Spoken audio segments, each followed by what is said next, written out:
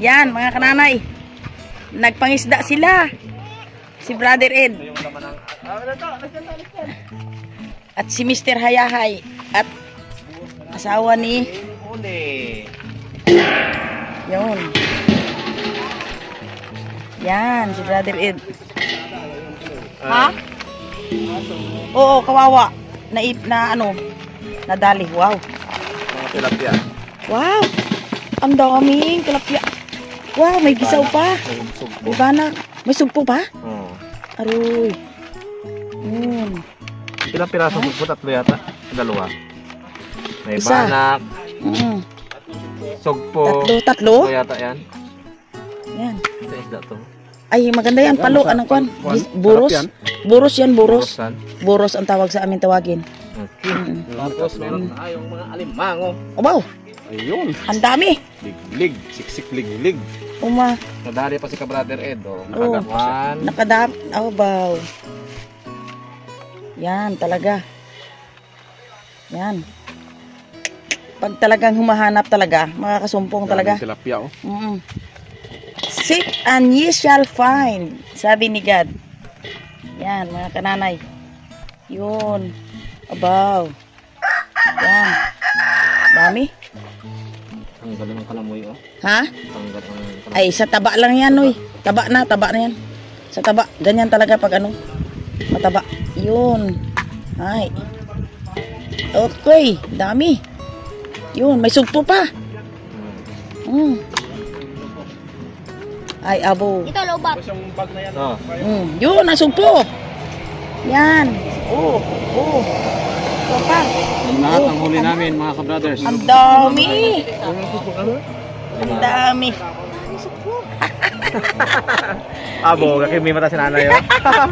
Kakimi mata si nanay. Yan talaga. May sariling apaksi naman. Hindi, tatlo lang. Tatlo lang. Pagtaan siguro. Hindi, yung maliit nating lambat pag nayari yun. Nang ano? Oo nga. Yan. Okay. O, kain mo na. Kain muna kami ng tanghalian. Oh, dahil wala pang kinain. Talagang. Para sa kung paano namin hinuli, tingnan nyo lang sa video description. Yan. Brothers, yung huli namin. Talaga naman. Medyo mahaba kasi yung video eh. Kaya nandun po yung paano namin hinuli. Yan. Sa ka-brothers na bayaw. Yung mga nagpangisda po na fishing brother ay sila po ay napagod muna. Sila magabihis muna at saka magaligo. At kakain dahil hindi sila nakatanghalian dahil 2 o'clock na po ng hapon dito. Ngayon po ako ang mag-aintindi ng kanilang huli. Piliin ko po yung kanilang lulutuin at hatiin yung partihin lang yung mga tilapia o yung ibang mga isda. Okay. Ito po mga kananay. Uy. Ang alimango. Ito ang lutuin nila ngayon. Lulutuin. Yan. Ayan. Ito naman. Yun, may sugpo. Lumipad. Yan pa. Yan pa. Yan pa. Yan. Talagang talaga. Hawakan mo sa ulo, Mother. What? Ayun na. Yan ka. Ikaw kasi makulit ka eh. Makulit. Yan. Ikaw nasugpo ka ay makulit. Yan ka sa ilalim. Yan. Yung mga alimango. Yung mga crabs. Hanapin pa natin yung isang sugpo. Oh. Where are you, sugpo? Oh. Ito po ang malalaki po ay iulam nila. Nulutuin po nila yan, mga kananay. Saan na yun? Saan yung isang sugpo? Yun? Wala na yata, Mother. Ilan ba na? Dalawang sugpo lang. Ay, tatlo yan eh. Malaman yan mamaya. Mga kananay, partihin namin ito. Yun. Bakbok. Pila ang lagayan. Ayan, kaninong lagayan yan? Kanino yan? Kay Bok. Kay Mr. Yes, Hayahay. yun. Mga kananay, dalawang bahagi lang po ito parte kay Ray na husband ni kay Sister Mary. Yan. Bok ang kamay. Baka At saka ang ito. Kasi mga kananay si Si Brother Ray at saka si Ed, dito kami po natutuloy kay Sister Mary. Kaya dalawang bahagi lang po ito. So, ang dami.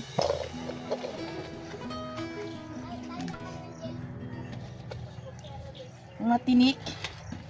Mga tinik, ang tilapia. Ayun. Tinik ang tilapia. Masarap yan prito.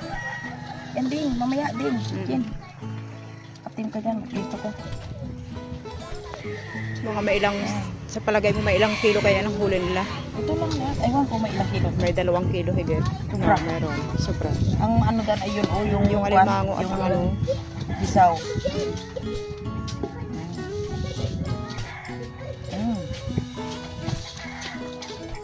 Yan. Sulit sa pagod nila. Partihang magkapatid. Yan. Dagdagan natin kay Mr. Hayahay. Parang ang dami. Yan, ang dami. Ayan.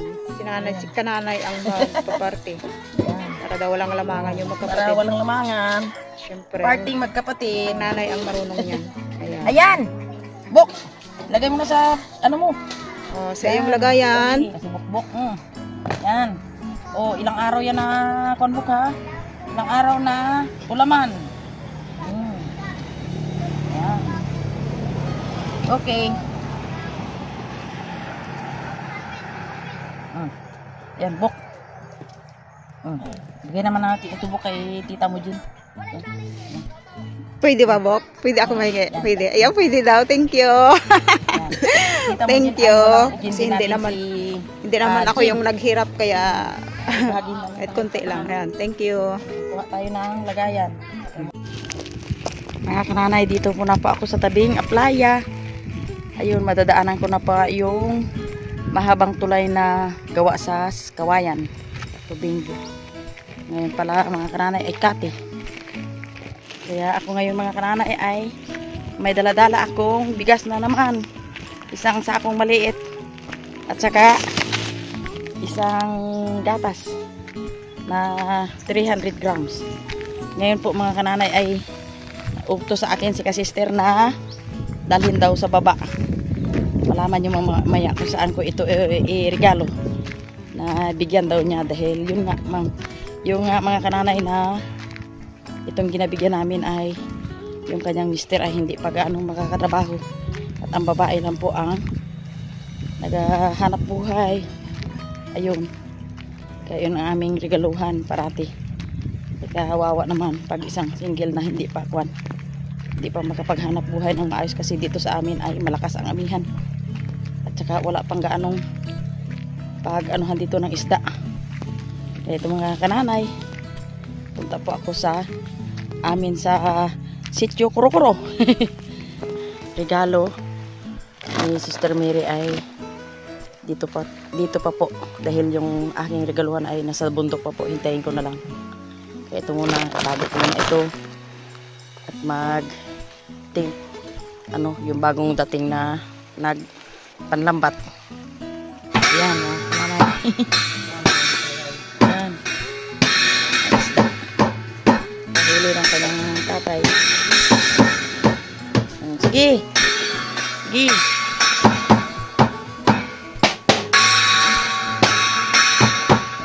Kananay, habang humihintay po ako doon sa aking regaluhan ng bigas ay dito po ako sa bahay sa baba. Linisan ko muna, walisan ko muna dahil dami ng mga mga basura, yung mga dahon ng dahil wala nga dito naga-linis.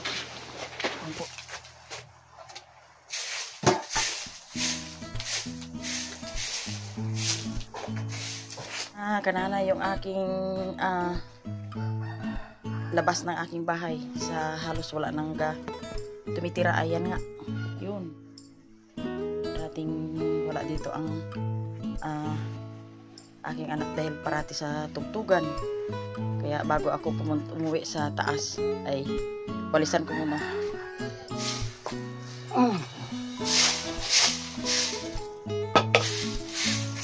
Walis.